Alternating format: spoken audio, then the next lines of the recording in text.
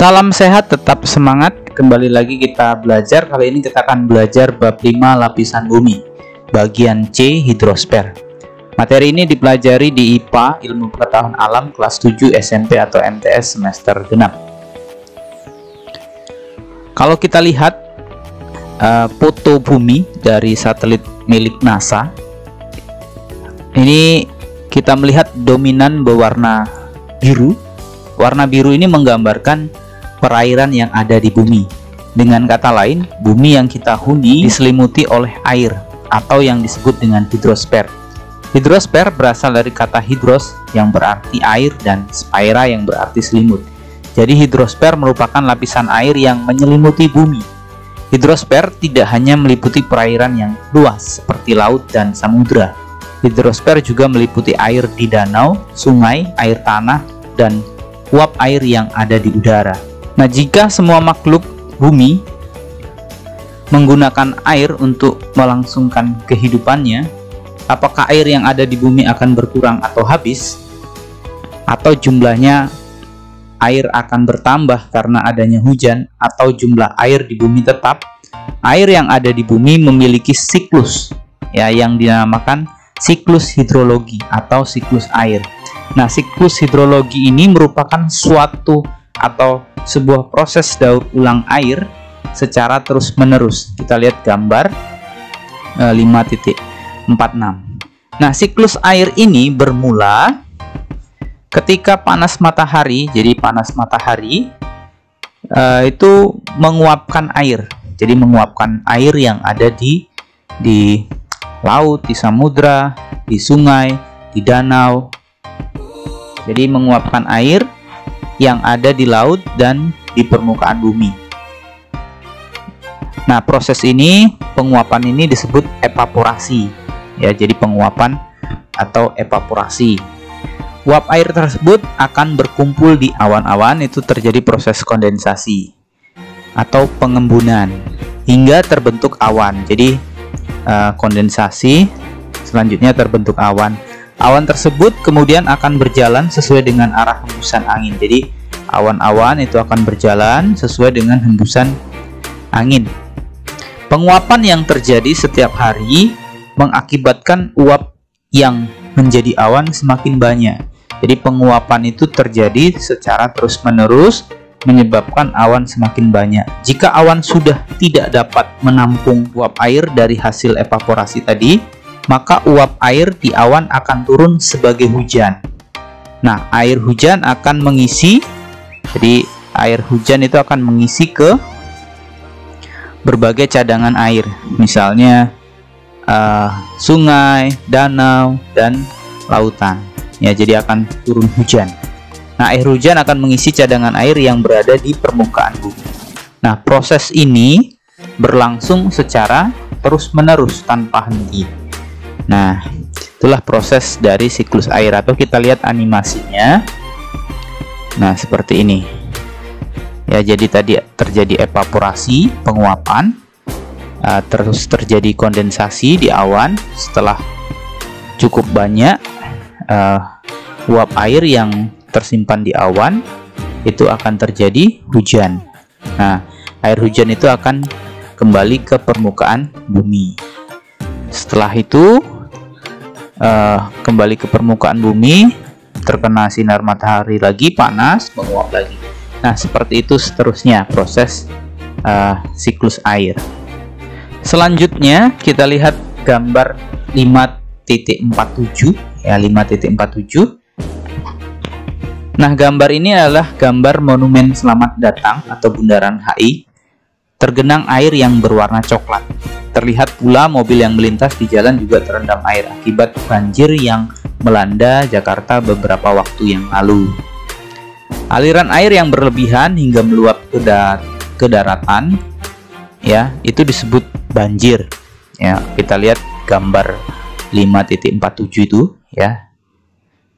Banjir berasal dari luapan penyimpanan air, baik itu danau, waduk, maupun sungai yang tidak mampu menampung jumlah air yang sangat besar. Ketika penyimpanan air sudah penuh, maka air yang harusnya disalurkan ke penyimpanan akan meluap ke dataran sehingga membanjiri daerah sekitar. Nah, banjir dapat diakibatkan oleh berbagai hal ya. Yang pertama, tingginya curah hujan itu menjadi salah satu faktor penyebab banjir. Hujan yang terus-menerus akan mengakibatkan danau, bendungan, atau sungai penuh dan tidak sanggup lagi menampung air yang masuk. Akibatnya, air akan meluap ke dataran di sekitarnya. Nah, yang kedua, faktor yang kedua, sistem pengolahan lingkungan yang buruk. Nah, di sini kita lihat gambar 5.48. Ini kepadatan pemukiman di Jakarta ya. Jika sungai yang ada di tengah pemukiman penuh, kemanakah air akan meluap? Nah, berdasarkan gambar tersebut, kita dapat mengetahui bahwa di daerah tersebut tidak ada tempat resapan air. Akibatnya, jika sungai penuh, maka air akan membanjiri pemukiman penduduk. Nah, itu yang faktor kedua. Dengan terus bertambahnya jumlah penduduk akan berdampak pada meningkatnya kebutuhan tempat tinggal di suatu daerah, sehingga pemukiman di daerah tersebut semakin meluas. Akibatnya, daerah resapan air akan berkurang karena permukaan tanah terlapisi beton dan aspal yang tidak dapat menyerap air. Hal tersebut diperparah oleh penataan bangunan di wilayah yang tidak memperhatikan sistem pembuangan air. Selain itu, kurangnya pepohonan yang dapat menyerap air juga menjadi penyebab terjadinya banjir. Nah, ini ya yang di gambar 5.48. Yang ketiga, perilaku manusia. Ketika kita amati ya sungai yang tersumbat, ternyata sungai ini tersumbat oleh sampah ya, oleh sampah-sampah ya di gambar 5.49 dan 5.50 ini. Nah, ini merupakan kondisi Sungai Ciliwung. Nah, apakah air di sungai tersebut akan mengalir dengan lancar? Ya, tentu tidak jawabannya ya, karena ada sampah-sampah. Berdasarkan gambar tersebut, kita dapat mengetahui bahwa sampah akan menghambat laju air di sungai. Nah, perilaku manusia yang membuang sampah di sungai atau saluran pembuangan air akan memicu terjadinya banjir. Sampah yang dibuang sembarangan akan menyumbat aliran air sungai atau saluran pembuangan. Akibatnya, ketika hujan, air tidak akan mengalir, air terus tertimbun di suatu tempat hingga akhirnya meluap dan menjadi banjir. Selain perilaku membuang sampah sembarangan, pembangunan rumah di bantaran sungai juga dapat memicu banjir. Rumah bantaran sungai dibangun dengan menggunakan tepian sungai. Akibatnya, lebar sungai akan berkurang dan daya tampung sungai tersebut juga ikut berkurang. Ketika hujan terjadi, sungai tidak mampu menampung air dalam jumlah besar. Akhirnya, air akan meluap ke daerah sekitar. Ini kita lihat ya. Di gambar 5.50 ini, banyak penduduk yang membuat rumah di tepian sungai sehingga luas sungai menjadi berkurang ya. Nah, ketika berkurang juga menghambat air untuk mengalir. Nah, banjir yang melanda di suatu daerah dapat memberikan dampak yang serius. Dampak yang ditimbulkan oleh banjir meliputi kerusakan fisik hingga korban jiwa. Banjir dapat merusak bangunan seperti rumah, gedung, jalan raya, atau jembatan.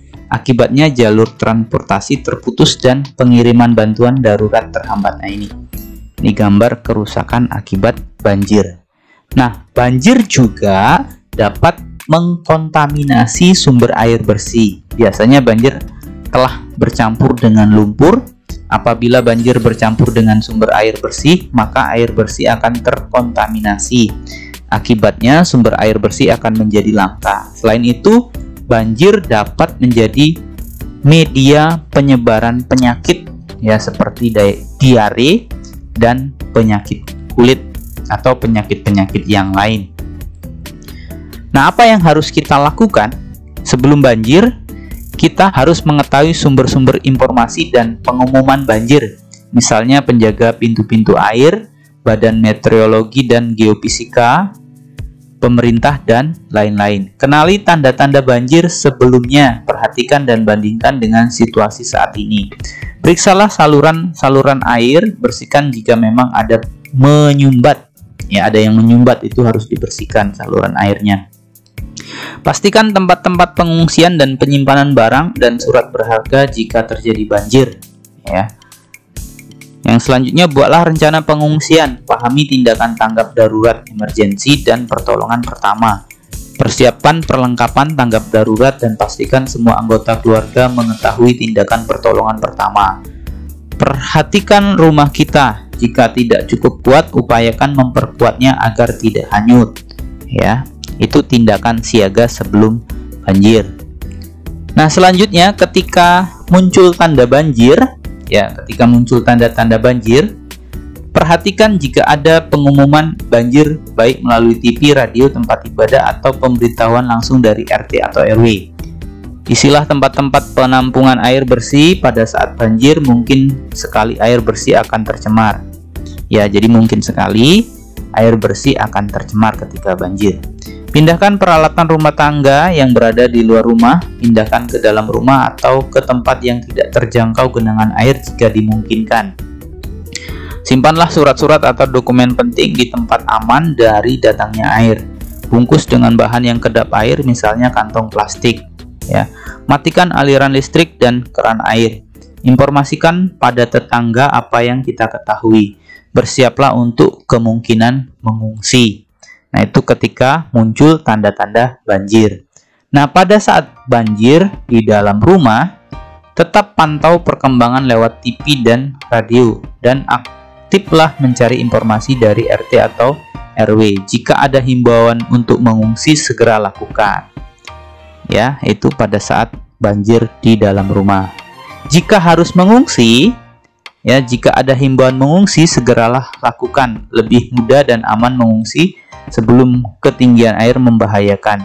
Dahulukan anak-anak, orang cacat, dan orang lanjut usia. Ikuti jalur evakuasi yang ditentukan. Ya, jangan melalui jalur-jalur yang diinformasikan berbahaya. Selanjutnya, pada saat banjir di luar rumah, bergeraklah ke tempat yang lebih tinggi dan aman. Hindari daerah-daerah genangan banjir. Bisa jadi ada arus kuat yang menghanyutkan. Jangan berkeliaran di wilayah banjir, baik menggunakan sampan atau perahu maupun berjalan kaki. Jangan sentuh tempat melekatnya kabel-kabel. Awasi anak-anak, jangan biarkan mereka bermain di genangan air banjir. Jangan minum air banjir.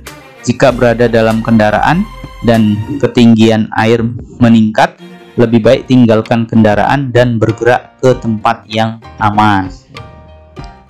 Nah, saat di pengungsian, jangan biarkan anak-anak bermain di air banjir. Tunggu arahan pemerintah atau pihak berwenang. Jangan kembali ke rumah sebelum keadaan benar-benar aman. Jangan biarkan anak-anak bermain di air banjir. Bantulah orang-orang di sekitar atau tetangga, atau mereka yang lemah, orang cacat, orang lanjut usia, atau anak-anak. Kembali ke rumah setelah banjir. Jangan langsung masuk rumah. Berhati-hatilah, mungkin ada bahaya yang tersembunyi.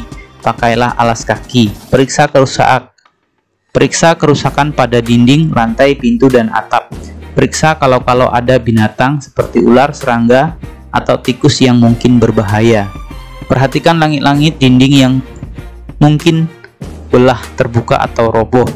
Periksa kabel-kabel dan alat-alat listrik yang terendam dalam air. Periksa bahan-bahan yang mudah terbakar yang mungkin mengalir pada saat banjir terendam, minyak tanah, bensin, solar, spiritus, dan lain-lain. Buang bahan-bahan makanan yang terendam. Periksa kerusakan septic tank, bak pembuangan WC untuk menghindari pencemaran. Periksa sumber air bersih di rumah, pastikan air yang akan dikonsumsi benar-benar bersih, tidak terkontaminasi. Jangan biarkan anak-anak bermain di air banjir. Jangan memasukkan tangan ke dalam sudut ruangan atau lemari yang gelap dan tidak jelas isinya. Mungkin merupakan tempat sembunyi binatang yang terkena stres dari banjir seperti tikus, serangga, dan binatang peliharaan. Cuci barang-barang yang akan digunakan kembali dengan sabun anti kuman. Tikus dan lalat kerap berkeliaran sesudah banjir. Jagalah kebersihan makanan. Laporkan kerusakan fasilitas umum kepada pemerintah.